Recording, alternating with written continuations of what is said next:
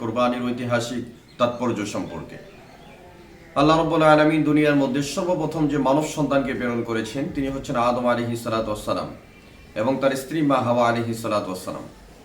এদের দুইজনের মাধ্যমে পৃথিবীর মধ্যে মানুষ বা বংশ বিস্তার হয়েছে। আল্লাহ রাব্বুল আলামিন কোরআনের দৃষ্টান্ত দিয়ে বলেন অন্য জায়গায়,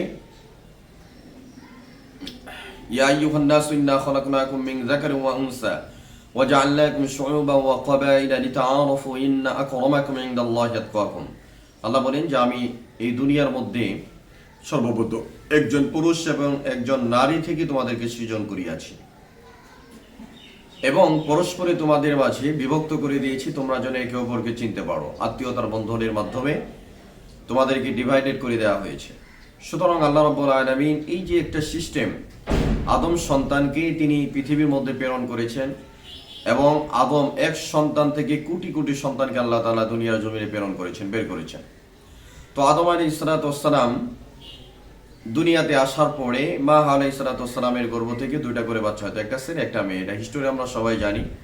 কাবিল এবং হাবিল তারা দুই ভাই ছিল। এই দুই ভাই কোরবানি করার জন্য বলেছে, একটা মেয়ে কেন্দ্রিক হয়েছিল। অর্থাৎ আদম আলাইহিস সালাতু ওয়াস সালামের প্রথম সন্তান এবং দ্বিতীয়বারে যে সন্তান একটা ছেলে একটা মেয়ে হতো, এদের বিপরীতভাবে বিবাহ দেওয়া হতো। কিন্তু হাবিল বলল না, আমাকে আমার সহজাত যে বোন হয়েছে তাকে, কাবিল বলল যে আমার সহজাত বোনকে আমার সঙ্গে বিবাহ দিতে হবে। তো আদম আলাইহিস সালাতু ওয়াস সালাম বললেন এই সিস্টেম আল্লাহ তাআলা নিষেধ করেছেন, এই জন্য তাদেরকে কোরবানি করার জন্য বললেন, তারা কোরবানি করলো। তো তদানীন্তন কোরবানির একটা সিস্টেম ছিল যে কোরবানি যেটা গ্রহণ হতো সেটা আকাশ থেকে আগুন এসে অগ্নি স্ফুলিঙ্গ এসে সেটাকে জ্বালিয়ে দিত। কিন্তু দেখা গেল কাবিল যে কোরবানি করেছিল শস্য, সেগুলো অমনি থেকে গেল, আর হাবিল যে কোরবানি করেছিল, দুম্বা কোরবানি করেছিল, সেটা আকাশ থেকে আগুন এসে সেটাকে পুড়িয়ে দিয়েছিল। তো লম্বা চড়া অনেক হিস্টোরি।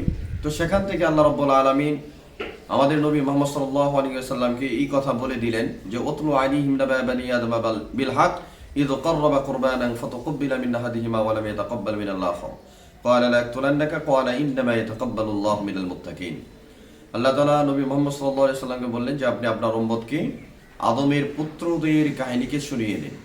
তারা উভয় যখন কোরবানি করেছিল, তাদের একজনের কোরবানিকে গ্রহণ করা হলো এবং দ্বিতীয় জনের কোরবানিকে গ্রহণ করা হলো না। তখন একজন আরেকজনকে বলল যে লা আকতুলান্নাকা, আমি অবশ্যই তোমাকে হত্যা করব। তখন দ্বিতীয় জন বলল ক্বালা ইন্নামা ইয়াতাকাব্বালুল্লাহু মিনাল মুত্তাকিন, যে আল্লাহ তাআলা মুত্তাকিনদের কোরবানি গ্রহণ করে থাকেন। এই আয়াত থেকে স্পষ্ট হলো যে পৃথিবীর মধ্যে সর্বপ্রথম মানবতার যে অসভ্য কাজ করেছিলেন কাবিল, তার আপন ভাইকে হত্যা করেছিলেন এবং এই হত্যার পরে তিনি তার ভাইয়ের লাশকে নিয়ে অনেক দিন ঘুরেছেন, পিঠের ভিতরে নিয়ে ঘুরেছেন, কারণ তিনি তার লাশটাকে দাফন করার মতো কোনো সিস্টেম খুঁজে পাচ্ছিলেন না। ফাবাআসাল্লাহু গুরাব, তখন আল্লাহ তাআলা একটা কাক প্রেরণ করেছিলেন। একটা কাক তার স্বজাতি আরব ভাইকে হত্যা করে মাটির নিচে খনন করে তাকে দাফন করেছিলেন। কাবিল যখন এই দৃশ্য দেখলেন, দেখার পরে তিনি তার চোখ থেকে অস্ত্র প্রবাহিত করে দিলেন যে আমি আদম সন্তান, আমি পৃথিবীর শ্রেষ্ঠ সন্তান হওয়ার পরেও আমি আমার আপন ভাইয়ের লাশ নিয়ে পিঠের ওপর উঠিয়ে ঘুরতেছি, আমি তাকে দাফন করতে পারতেছি না, অথচ একটা পাখি তার স্বজাতীয় ভাইকে হত্যা করে কত সুন্দর করে দাফন করলো। এরপরে কাবিল তার ভাই হাবিলকে দাফন সম্পন্ন করলেন। মুহাদ্দিসিনে কেরাম, মুফাসসিরিনে কেরাম এবং ঐতিহাসিকগণ লিখেছেন যে পৃথিবীর মধ্যে যত হত্যাকাণ্ড চলবে বা চলছে বা হয়েছে, এর সর্বপ্রথম এটা সূচনা করেছিলেন কাবিল। সুতরাং দুনিয়ার মধ্যে যত অপকর্ম বা যত হত্যা যোগ্য চলবে, এগুলার একটা বেনিফিট বা একটা অংশ অটোমেটিকলি কাবিলের আমলনামায় চলে যাবে, কারণ তিনি সর্বপ্রথম পৃথিবীর মধ্যে এই হত্যাযোগ্য বা এই নরকীয় হত্যাকে তিনি চালিয়েছিলেন। এই জন্য আদম আলাইহিস সালাতু ওয়াস সালাম যেহেতু নবী ছিলেন, তিনি তার ছেলেদেরকে পরামর্শ দিয়েছিলেন কোরবানি করার জন্য, সেখান থেকে কোরবানি চলে আসছে। এরপর আল্লাহ রাব্বুল আলামিন কোরআনের কোরবানির প্রমাণিত করার জন্য ছোট্ট একটা আয়াত নাজিল করেছেন, ছোট্ট একটা সূরা নাজিল করেছেন, ইন্না আতাইনাকাল কাউসার ফাসাল্লি লিরাব্বিকা ওয়ানহার ইন্না শানিয়াকা হুয়াল আবতার। আল্লাহ রাব্বুল আলামিন বলেছেন যে নিশ্চয়ই রাসূল আমি আপনাকে হাউজে কাউসার দান করব এবং আপনি নামাজের পরে আপনার প্রভু সন্তুষ্টির জন্য কোরবানি করুন। যারা আপনাকে নিয়ে সমালোচনা করে, যারা আপনাকে নিয়ে হিপোক্রেসি করে কথা বলে, নেগলেক্ট করে কথা বলে, তারা একসময় লেস কাটা হয়ে যাবে, নির্বংশ হয়ে যাবে। তো এই আয়াতের ব্যাকগ্রাউন্ডে আমরা যে জিনিসটা জানতে পারলাম যে ফসল্লি লিরাব্বিকা ওয়ানহার, ফসল্লি লিরাব্বিকা ওয়ানহার, আপনি আপনার প্রভুর নামে নামাজ পড়ুন এবং কুরবানি করুন, আমরের সিগা, আর আমর দ্বারা ওয়াজিব সাব্যস্ত হয়। সুতরাং এখানে স্পষ্টভাবে বলা আছে যে কুরবানি করার জন্য।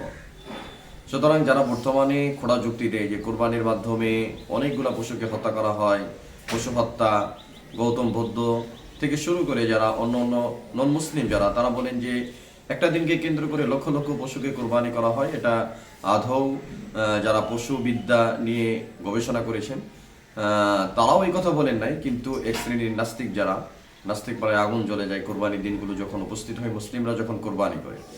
সুতরাং কোরবানি এটার ব্যাপারে দ্বিচারিত করা বা এটা নিয়ে মন্তব্য করা স্বয়ং আল্লাহ তাআলার বিপক্ষে অবস্থান নেওয়া, কারণ আল্লাহ তাআলা যেখানে করার জন্য বলেছেন সেখানে আমরা করব। আল্লাহ রাব্বুল আলামিন কোরআন জায়গায় বলেছেন ইয়া আইয়ুহাল্লাযীনা আমানু লা তুকাদ্দিমু বাইনা ইয়াদাইল্লাহি ওয়া রাসূলিহি ওয়াত্তাকুল্লাহ ইন্নাল্লাহা সামিউন আলীম। আল্লাহ এখানে স্পষ্টভাবে বলে দিয়েছেন যে ঈমানদাররা আল্লাহ রাসূলের সামনে অগ্রসর হয়। এখানে সামনে তার উদ্দেশ্য কি? এখানে সামনে তার উদ্দেশ্য হচ্ছে আল্লাহ এবং আল্লাহ রাসূল যেটা তোমাদের জন্য নির্ধারণ করে দিয়েছে তোমরা সেটাই করো, এর বাইরে তোমাদের জন্য কোনো অপশন নেই। আল্লাহ রাসূল যেটা বলেছে সেটা তোমাদের জন্য শিরোধার্য, এখানে বাইরের কোনো কাজ করার কোনো অনুমতি নেই। সুতরাং কুরবানি আল্লাহ তাআলা নিজেই করার জন্য বলেছেন। সুতরাং কুরবানি যদি ঐতিহাসিক সেই দৃষ্টিকোণ থেকে আমরা আলোচনা করি, পরবর্তীতে নূহ আলাইহিস সালাতু ওয়াস সালামের জামানায়, অর্থাৎ আদম আলাইহিস সালাতু ওয়াস সালাম থেকে নূহ আলাইহিস সালাতু ওয়াস সালাম পর্যন্ত দীর্ঘ লম্বা সময় পর্যন্ত নূহ আলাইহিস সালাতু ওয়াস সালাম তিনি তার জামানায় দাওয়াত দিয়েছিলেন, 950 বছর দাওয়াত দিয়েছিলেন। 950 বছর দাওয়াত দেওয়ার পরে সেখানে মুসলমান হয়েছিলেন মাত্র 42 জন। তো নূহ আলাইহিস সালাতু ওয়াস সালাম দেখলেন যে এই জাতি, এই উম্মত কখনো আর হেদায়েতের পথে চলবে না, হেদায়েত নিবে না। এই জন্য তিনি আল্লাহর কাছে দোয়া করে বললেন রব্বি লা তাদর আলাল আরদি মিনাল কাফিরিনা দাইয়ারা, আল্লাহ এই ভূপৃষ্ঠে একজন কাফিরের আন্ডা বাচ্চাকেও রাখবেন না। এই জন্য আদম আলাইহিস সালাতু ওয়াস সালামের পর থেকে নূহ আলাইহিস সালাতু ওয়াস সালাম পর্যন্ত দীর্ঘদিন নবী আসার একটা বন্ধ ছিল। নূহ আলাইহিস সালাতু ওয়াস সালাম এই দাওয়াতের মিশন যখন কমপ্লিট করলেন এবং আল্লাহর কাছে দোয়া করলেন, আল্লাহ বললেন একটা নৌকা বানাও। তিনি বিশাল বড় একটা জাহাজ নির্মাণ করলেন, সেখানে জোড়ায় জোড়ায় সব কিছুকে ওঠানো হলো এবং বললেন আল্লাহ তাআলা যে আমি অচিরেই তোমাকে এমন একটা বৃষ্টি দিব যে বৃষ্টির মাধ্যমে এমন প্লাবিত হবে, বন্যা হয়ে যাবে যে সারা পৃথিবীর মানুষ সবগুলো ধ্বংস হয়ে যাবে, মাত্র তোমার নৌকায় যারা থাকবে তারা এখানে নিরাপদে থাকবে। তো সেই কথা অনুযায়ী তার নৌকা যারা ছিল তারাই নিরাপদ ছিল, আর পুরা পৃথিবী বন্যায় প্লাবিত হয়ে একেবারে কাবা সহ মুনহাদিম হয়ে গিয়েছিল। কাবা বর্তমানে যেটা মক্কা মদিনা, সেখানে কাবা নির্মিত ছিল, সেই কাবাটা পর্যন্ত বন্যায় প্লাবিত হয়ে জঙ্গলে পরিণত হয়েছিল। আল্লাহ রাব্বুল আলামিনের ইচ্ছা ছিল যে ইব্রাহিম আলাইহিস সালাতু ওয়াস সালামের মাধ্যমে এই কাবাকে পুনর্নির্মাণ করবেন। এই জন্য ইব্রাহিম আলাইহিস সালাতু ওয়াস সালাম ছিলেন বাবেল শহরে, পরবর্তীতে সেখান থেকে হিজরত করে ফিলিস্তিনে গিয়েছেন। ফিলিস্তিন থেকে তাকে বললেন যে তুমি তোমার সন্তান ইসমাইল এবং মা হাজারাকে সহ সেই ধুধু মরু প্রান্তরে জঙ্গলে রেখে আসো। তখন ইব্রাহিম আলাইহিস সালাতু ওয়াস সালাম কোনো প্রশ্ন করেন নাই, তার সন্তানকে নিয়ে সেখানে রেখে আসছেন এবং পরবর্তীতে ইব্রাহিম আলাইহিস সালাতু ওয়াস সালামকে এই কাবা নির্মাণ করার জন্য বলেছেন। কাবা নির্মাণের পরে যখন নির্মাণ সম্পূর্ণ হয়েছে, আর ইব্রাহিম আলাইহিস সালাতু ওয়াস সালাম একদিন স্বপ্ন দেখলেন যে তার ছেলে ইসমাইল আলাইহিস সালাতু ওয়াস সালামকে তিনি জবাই করতেছেন। তো এই জবাই করার ইতিহাস কিভাবে আসলো সেটা নিয়ে আমরা পরবর্তী নেক্সট ভিডিও আলোচনা করব। আজকে এখানেই সমাপ্ত টানছি। এরপরের এপিসোড হবে আমাদের যে ইব্রাহিম আলাইহিস সালাতু ওয়াস সালাম ইসমাইল আলাইহিস সালাতু ওয়াস সালামকে আল্লাহর জন্য কিভাবে উৎসর্গ করেছিলেন সে ব্যাপারে আমরা পরবর্তী ভিডিও বিস্তারিত আলোচনা করব ইনশাআল্লাহ। আমাদের এই ভিডিও ধৈর্য সহকারে দেখবেন, শুনবেন, এরপরে আমরা নেক্সট ভিডিও আপনাদের জন্য নিয়ে আসবো অচিরে ইনশাআল্লাহ। এই আশাবাদ ব্যক্ত করে আজকে এই আলোচনা সমাপ্ত করছি। আসসালামু আলাইকুম ওয়া রাহমাতুল্লাহি ওয়া বারাকাতুহু।